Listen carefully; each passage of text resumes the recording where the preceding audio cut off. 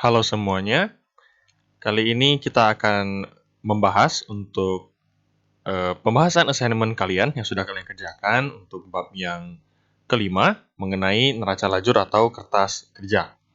Oke, assignment yang bersangkutan itu di halaman 32 yang sudah kalian kerjakan, latihan 5.1. Baik, jadi di sini ada perusahaan namanya CV apa aja deh. Nah, dia bergerak di bidang jasa renovasi rumah. Dan per tanggal 31 Desember 2020, dia punya neraca saldo sebagai berikut. Nah, sudah ada data neraca saldonya, ada masing-masing akun, dan kebetulan sudah ada nomor akunnya, nomor rekeningnya. Kalau misalnya tidak ada, ya nanti kalian tambahkan sendiri pada saat pengerjaan kertas kerja. Di sini kebetulan sudah ada. Oke, kemudian ada beberapa informasi tambahan. Nah, kalian diminta untuk bikin jurnal penyesuaian dan kertas kerja. Oke, jadi tahapannya ingat ya, pokoknya sudah ada neraca saldo, kalian bikin AJP-nya. Nah, setelah AJP itu harusnya neraca saldo setelah disesuaikan. Namun jika tidak diminta sama soal, ya tidak perlu. Dan kebetulan karena ini hubungannya dengan kertas kerja, jadi setelah jurnal penyesuaian kita bikin, kita langsung lanjut ke kertas kerja, seperti itu. Namun kalau misalnya tidak ada kertas kerja, ya kembali ke siklus awal, yaitu setelah AJP, kita bakal selalu membuat neraca saldo setelah disesuaikan, seperti itu. Oke, kita mulai dari jurnal penyesuaian dulu. Kemarin saya sudah tampilkan kunci jawabannya untuk si AJP, tapi nggak apa-apa lah, saya jelaskan kembali, saya jelaskan secara singkat untuk materi AJP-nya, untuk 5 poin ini, A, B, C, D, E. Karena kalau di kertas kerja, biasanya selalu disertakan dengan jurnal penyesuaian sebelum kalian kerjain si kertas kerja. Nah, kalau di AJP aja kalian udah salah, otomatis kertas kerjanya sampai akhir bakal keliru. Datanya juga ada yang salah, seperti itu. Oke? Nah, saya kembali membahas sedikit lah mengenai AJP. Baik, kita mulai dari yang poin A, yang pertama. Asuransi sebulan sebesar 1 juta. Perusahaan melakukan pembayaran asuransi tersebut 3 bulan sekaligus pada tanggal 1 Desember 2020 sebesar 3 juta. Oke, berarti 1 Desember perusahaan membayarkan asuransi sebesar 3 juta untuk 3 bulan ke depan. Oke, nah hubungannya apa kalau kita lihat ke neraca saldo? Di neraca saldo ini terdapat akun asuransi dibayar di muka 3 juta. Nah, berarti itulah dia.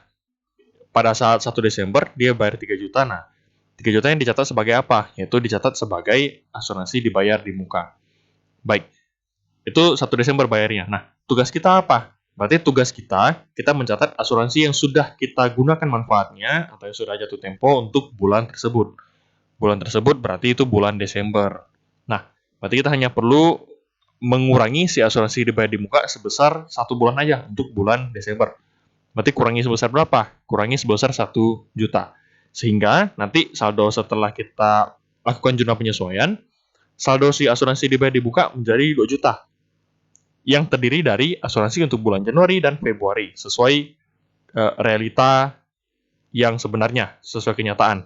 Jadi, yang tersisa hanya 2 juta, yaitu sesuai dengan asuransi dibayar di muka untuk bulan Januari dan Februari.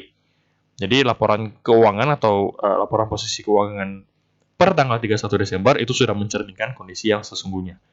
Berarti di poin A ini kalian hanya perlu mencatat beban asuransi 1 juta sebelah debit, kreditnya adalah asuransi dibayar di muka sebesar 1 juta. Seperti itu.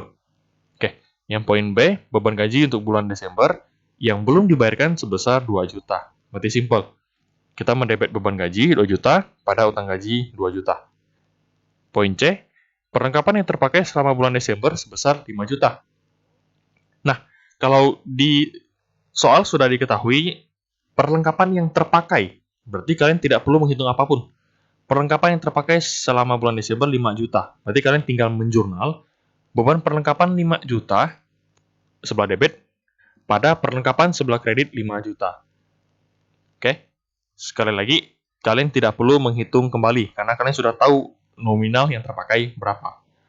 Kalau misalnya tidak atau belum diketahui nominal yang terpakai berapa, otomatis kalian harus menghitung saldo akhir kurangi saldo awal di neraca saldo. Seperti biasa, seperti yang sebelumnya sudah pernah kita bahas. Oke, poin D, pendapatan jasa atas renovasi rumah sebesar 15 juta belum dibayarkan ke perusahaan. Berarti kita mendebet piutang usaha 15 juta pada pendapatan jasa 15 juta. Terakhir, penyusutan peralatan sebesar 3 juta. Berarti kalian hanya perlu menjurnal beban penyusutan peralatan 3 juta pada akumulasi penyusutan peralatan 3 juta. Oke, ini jawaban yang kemarin sudah saya tampilkan. Oke, berarti ini adalah jawaban untuk si AJP. Setelah itu kita lanjut ke kertas kerja. Nah, ini kertas kerjanya. Jadi, bagi yang mau cocokin jawaban, silakan dicocokin. Karena setelah ini saya akan bahasnya per step by step. Karena agar yang belum mengerti itu bisa dipahami lebih baik lah step by stepnya. Oke, jadi seperti itu. Ini kalau misalnya kalian mau cek, di pause saja.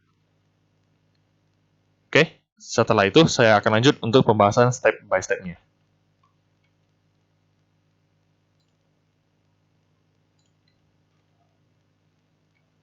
Oke, saya masuk ke Excel, jadi saya pakai step by step. Tempo hari pada saat saya minta kalian mengisi evaluasi, ada beberapa yang mengatakan bahwa, Pak, jangan sering-sering pakai Excel. Nah, kalau saya tidak pakai Excel, akan agak sulit untuk saya menjelaskan. Kenapa? Karena di Excel kan keseluruhan nih, saya bisa munculin step by step-nya. Kalau hanya munculin gambar, munculin di PowerPoint, itu agak susah. Apalagi dengan format seperti ini, itu cukup lebar, jadi agak susah untuk saya masukin ke PowerPoint kecil nanti hasilnya. Seperti itu. Oke, kita mulai di kertas kerja. Jadi kalian gambar dulu tabelnya, beserta keterangannya dulu. Nah, setelah tabelnya sudah ada, kita langsung kerjakan. Kita mulai dengan kopnya dulu. Ini CV apa aja deh, neraca lajur, periodenya 31 Desember 2020 dalam satuan rupiah. Oke, kemudian kita masukin dulu akun-akun yang bersangkutan. Nah, akun di sini ada apa aja? Jadi ingat, akun yang ada di kertas kerja ini harus berurutan. Agar dia berurutan, pas kita susun akunnya, kita harus lihat-lihat dulu di AJP ada akun baru nggak ya? Seperti itu. Oke, kita mulai nyusun dari paling pertama. Ada akun, sini ada akun kas, piutang, perlengkapan. Mereka berurutan. Berarti masukin kas, piutang, perlengkapan. Kemudian 121 asuransi dibayar di muka. Oke. 151 peralatan. Nah, setelah peralatan ada akun apa lagi, guys? Apakah ada akun yang baru? Nah, kita lihat di sini. Akun aktiva yang baru itu ini sudah ada, piutang sudah ada. Nah, ada akumulasi penyusutan peralatan. Dia letaknya setelah peralatan. Berarti akumulasi penyusutan peralatan ini kalian mau kasih 152 boleh, mau kasih 161 juga boleh, serah. Yang penting dia posisinya setelah peralatan. Oke, baik. Berikutnya ada akun utang usaha. Kita masukin juga akun utang usaha. Oke, setelah utang usaha, apa ada akun lain lagi yang baru? Kita coba cek, di sini akun hutang, ada nih, hutang gaji, tambah. Oke, berarti kita masukin utang gaji. Lanjut. Setelah itu, modal, ada, kemudian priva, kemudian pendapatan jasa. Oke, sini beban gaji, beban sewa itu berurutan. Beban gaji, beban sewa. Nah, beban-beban lainnya. Maksudnya beban selain beban gaji sama beban sewa yang baru ada enggak? Oke, beban gaji sudah ada. Nah, muncul ini beban asuransi satu, muncul lagi beban perlengkapan, muncul lagi beban penyusutan peralatan. Oke, berarti ada 3 akun baru. Ini kalau kurang lebih nggak masalah lah. Yang penting masih sama-sama kelompok 5. Oke, terakhir itu beban lain-lain. Ada di neraca saldo. Oke, nah untuk kolom di sini, neraca saldo, kalian lihat kembali di soal. Jadi akun-akun apa aja yang ada di sini? Nih, akun apa aja yang ada di soal ini beserta saldonya kalian pindahkan. Oke, di soal memang tidak dikatakan, oh kas ini 30 juta DP atau kredit ya. Kalian tidak perlu melihat itu, pokoknya kalian ingat kas saldo normalnya sebelah mana. Kalau kas saldo normalnya sebelah debit, ya udah masukin di sebelah debit. Berarti saya ambil satu contoh, kas 30 juta, berarti masukin di sebelah debit 30 juta, seperti itu. Oke, sisanya kalian masukin sendiri di kolom neraca saldo. Seperti akumulasi kan memang belum ada nih di neraca saldo. Di sini nggak ada. Ya udah, kalian masukin ini 0, 0. Udah, gitu aja. Oke. Kalian totalkan harusnya balance 215 juta. Oke, lanjut akun penyesuaian. Kita lihat akun apa aja yang ada di penyesuaian. Contoh ini, kita mulai satu-satu aja. Beban asuransi 1 juta sebelah debit. Berarti cari beban asuransi 1 juta sebelah debit. Oke. Asuransi dibayar di muka 1 juta sebelah kredit. Berarti cari asuransi dibayar di muka, isi sebelah kredit 1 juta. Lanjut, beban gaji 2 juta. Berarti cari beban gaji, masukin di sini 2 juta. Oke. Utang gaji 2 juta sebelah kredit. Utang gaji 2 juta sebelah kredit. Oke. Beban perlengkapan 5 juta sebelah debit. Beban perlengkapan 5 juta sebelah debit. Perlengkapan ada 5 juta sebelah kredit. 5 juta. Piutang usaha 15 juta sebelah debit. Kemudian pendapatan jasa 15 juta sebelah kredit. Oke. Beban penjusutan peralatan 3 juta sebelah debit. Akumulasi penyusutan peralatan 3 juta sebelah kredit. Oke. Kita lihat totalnya 26 juta, debit kredit sama, balance. Oke, setelah itu kalian masuk ke NSSD, neraca saldo setelah disesuaikan. Kalian tambah kurangkan akun-akun apa aja yang ada di neraca saldo. Sorry, bukan akun, tapi masing-masing saldo yang ada di neraca saldo dan penyesuaian. Untuk kas, berarti masih sama 30 juta. Untuk piutang usaha, ini 48 juta, debit tambah penyesuaian nih, sebelah debit juga, 15 juta. Ditambahkan berarti 63 juta. Perlengkapan, di neraca saldo ada 20 juta sebelah debit, di penyesuaian sebelah kredit ada 5 juta, berarti dikurangi. Dapatlah 15 juta sebelah debit. Sama halnya dengan asuransi dibayar di muka, 3 juta kurangi 1 juta. Dan begitu seterusnya, hingga nanti kalian totalkan harusnya balance. Debit kredit sama, 235 juta. Oke, setelah itu, angka yang ada di sini, akun-akunnya, kalian pindahkan masing-masing saldo pada akun yang bersangkutan ke masing-masing bagian. Yang laba rugi berarti akun 4 sama 5. Pendapatan dan beban. Yang neraca itu berarti dari prive, kas sampai prive. Seperti itu. Oke.